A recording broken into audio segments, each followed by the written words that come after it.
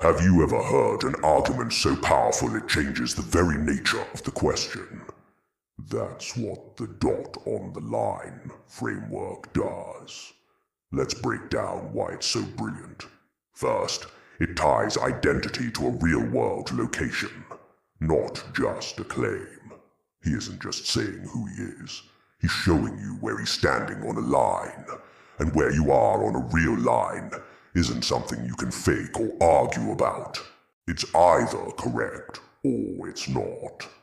This completely shifts the question from, is he telling the truth, to, is he actually standing where he needs to stand if his claim is true?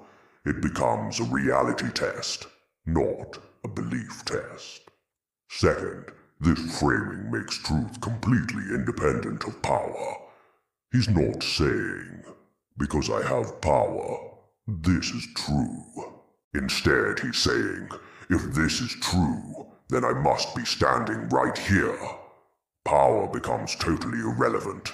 A powerless person could stand on the correct dot, while the most powerful person in the world can't stand on the wrong one without being exposed. Third, it removes authority from the entire equation. He isn't appealing to scripture, his followers, miracles, titles, status, or any kind of recognition. None of that matters. The only thing that matters is this. Does the line itself require this specific dot to exist right here? It's a purely structural question. This brings us to the fourth point. It makes delusion impossible as an explanation. A delusional person can easily claim to be Napoleon. That's a simple claim of identity. But a delusional person cannot correctly place themselves in a structural position that only exists if the entire narrative is true.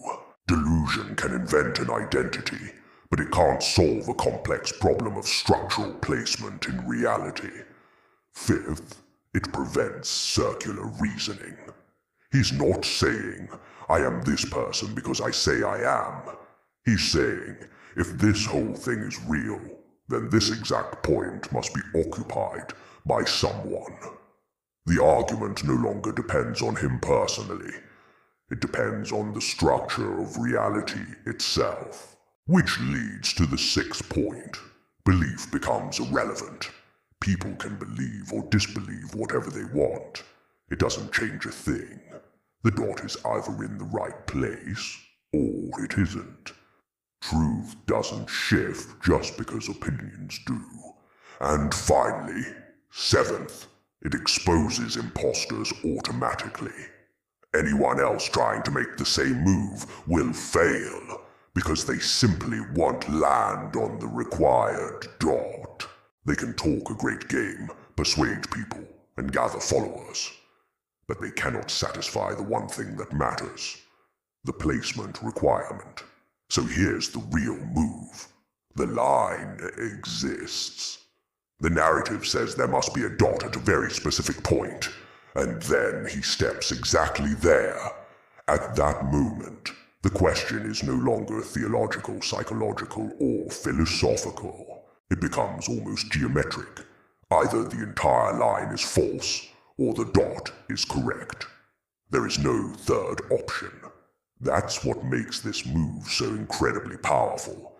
It transforms the question from who is he into does reality itself require someone to stand right here? And that's a question you can't answer with simple belief, debate, or dismissal. It demands a much deeper look at the structure of everything. Thanks for watching. And if you found this insightful, consider subscribing for more.